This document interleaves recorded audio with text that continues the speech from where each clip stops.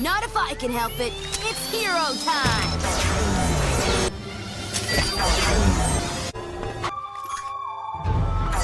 Ben 10 created one of the most unique superhero shows of all time, and here's how. Hey there, this is your Matthew with Too Much Time on His Hands, Doomite here with another video, and today I want to talk about how the original Ben 10 series changed my perception of how a superhero can and will look like. Because when we're kids, we think about how a superhero would look like generically. A costume, a suit of armor, with gadgets or devices that give them their abilities or helps them. But no, not for this one. In this one, it is literally a device that literally morphs your entire body to have powers. And he basically has every superpower known to man. Because he has 10 aliens that have unique abilities. But he has a time limit. He can only have these abilities for 10 minutes at a time. It recharges for 10 minutes. His name is Ben 10, and he's freaking 10 years old. Oh, that must have been some fun planning in the writer's room. And that theme song is just something else.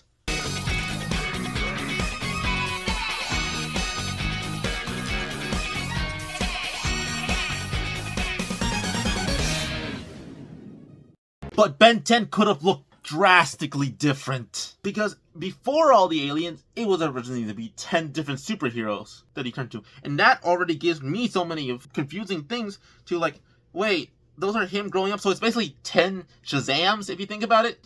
That's confusing. And with the alien, the reason why that's not confusing is because those are just like what Ben would look like as that alien. Because a lot of times when you think of an alien creature, they don't necessarily look that different. And this show, even though it's aimed for kids, would have hard choices, would have him grow, and would have him learn his lesson. Although him learning his lesson, it got really repetitive because he would learn a lesson and completely forget it. The reason why it doesn't bother me too much is because kids, especially at a young age, need that lesson repeated multiple and multiple times. But Ben wasn't just by himself. He had family with him. He didn't just get his cool watch by himself. He was going on a vacation with his grandpa and a cousin. And if it wasn't for Ben's recklessness, he would have never gotten the watch. And then it turns out that his cool grandpa is a alien policeman type thing. The plumbers. Like, whenever he said he was a plumber back in my day. When we find out that it's actually a code name for a military group, I'm like, oh dang, that's awesome. Because he's so sweet and nice. And Gwen, she is actually pretty smart. She's very smart for a 10-year-old kid. But she compliments Ben even in the good times, which is very rare too, because they will argue so much. Which I'm always weirded out, because with my family, I never really argued that badly when it came to that. And they have more, because what made the aliens he transformed to more special, besides the fact that this is just Ben turning into these creatures, is that we later get to see those alien creatures like Tetrax, the Petrosapien, where we learn some of their names too as alien species. Ben can turn into him, which is cool because you're like, oh, these aliens actually exist and they're not just random superheroes that we see. They're actually aliens with names. Like they actually have an alien species, like how we're called humans and things like that. And we get to see the species of what Ben's smallest alien gray matter is the one that created the watch. So it doesn't matter how big or strong they can be. The smallest creature could be the one that creates one of the most powerful devices ever. And I want to ask, what was your favorite original Ben 10 alien? Because mine, I think, was Diamond Head. I know there was Four Arms, but I love just Diamond Head. He was just cool. Now, I do want to say one thing that really weirded me out, even as a kid. You know his clothing whenever he transformed into an alien, and which was cool because we got to see what alien technically wore clothing. Is that like how some of the aliens would have some like how his t-shirt would look like. Ben's shirt with a stripe, that's one of the most iconic shirts ever now. Why would it change so drastically when it's other aliens and then others just not fine? Like with Four Arms, his shirt was just a straight line and then he just had like some pants things, right? Like, oh, okay, so it looks like Ben now. And then we have like Gray Matter. He has that time, but it's like a jumpsuit. It's like, oh, it doesn't really worry too much. It's just because the shirt is what the watch reads, right? But then there's people like with Diamond Head who his clothing is like so much like a jumpsuit. And I'm like, wait, what? Why couldn't they just do it straight down? Or like someone like Cannonball who doesn't wear clothes, but his has a stripe there too? Interesting. I know doesn't make too much sense, but that's just me. Even as a kid, I was thinking that. And what's cool is that Ben technically had his own superhero logo. Unintentionally, because the Omnitrix is always there. The watch's symbol is always there. And did anyone think that Stinkfly's face, the Omnitrix, was her eyes instead of these things that were on him? Because when I was a kid, I thought that a lot. And instead of having the traditional way superheroes have their names of like, if they get powers, they're named the one thing. No, with this kid, he has names for every alien he has. So you technically get more attached to those aliens even if they are him. Each alien transformation has its own superhero name, even if it's cheesy, something like Forearms or Diamond Head. And a cool little fact that I loved is how the world building was, because it also showed how the Omnitrix basically told us that these aliens, how they are right there, are basically the equivalent of that 10-year-old, because there would be even an episode where Ben turned into a toddler, and when he transformed, the aliens also turned into basically toddlers. There was a baby Heat Blast that got tantrums. There was a baby Stinkfly, Stinky Fly, which was adorable. There was a Forearm that looked like a kid. There was a Wild Mutt that was called Wild Pup, which was adorable. They had characters like that, and that's just cute.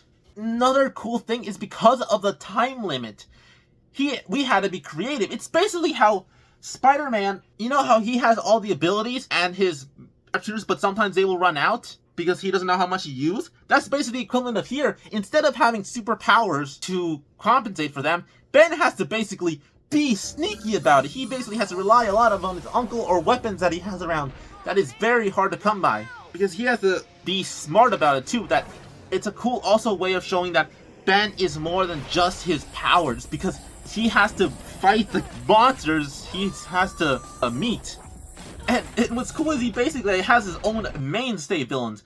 People like Vilgax and Dr. Animal and Kevin. They're also like cool. Like for me as a kid, I always thought of Vilgax as the Green Goblin and Dr. Animal as the Dr. Octopus. Kevin, I'm not sure. I think Venom, because it's like a parallel because he has his abilities. But that was always cool. And speaking of like characters like Kevin with the world building, he created one of the most like interesting characters, because the reason why I said that Kevin is kind of like Venom is because Kevin is a dark reflection of what Ben could be if he didn't have the support of Grandpa Max and Gwen to help him out. Because even though they have different abilities, Kevin was by himself. He was an orphan, and he would use that power irresponsibly, and Ben would be irresponsible too. And we see what that looks like when they go together and they basically steal stuff. But Kevin goes crazy because he doesn't care about other people. When Ben realizes this, he has to fight him. But Kevin finds a way to absorb Ben's watch. And so he gets pieces of each one. He'll turn into very grotesque, like weird fusions of just himself and the alien, which was cool.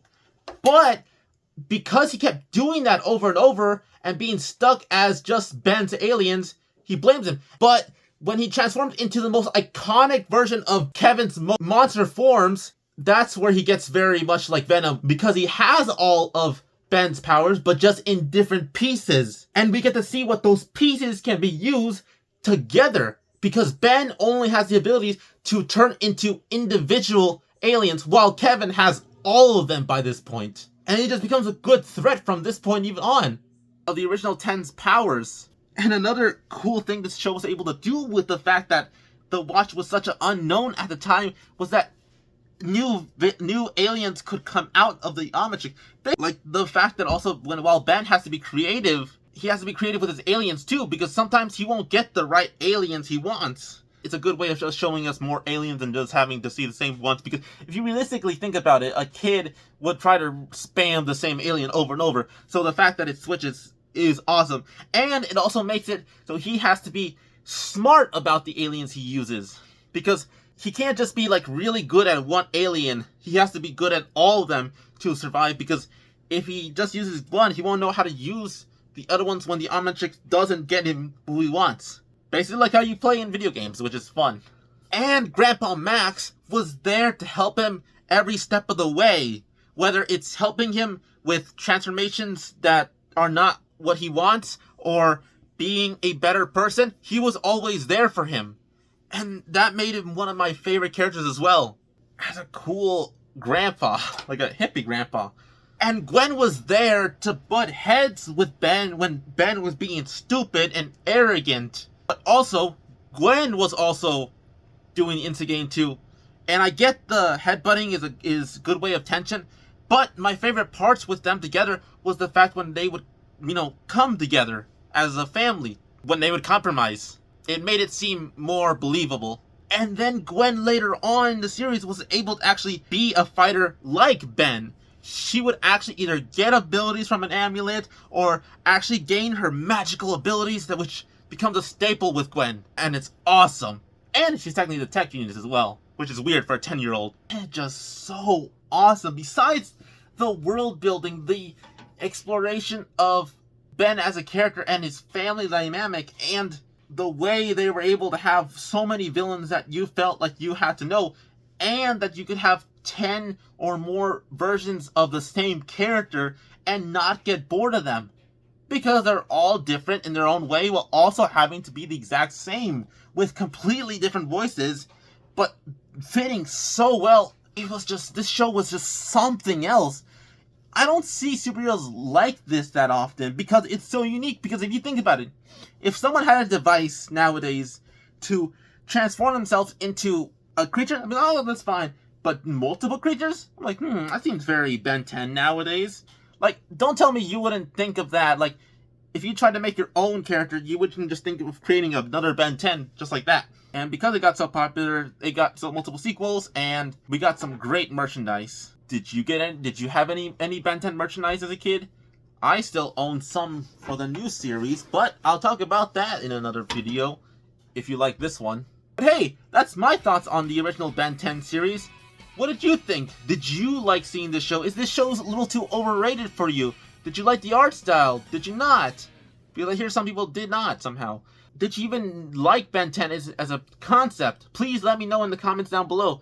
I read all your comments, but be respectful. And if you like this video and want to see more, please like it, subscribe, and hit that notification bell so you can actually see when these videos come out. This has been Doodlemite, and I hope to see everyone in the next video.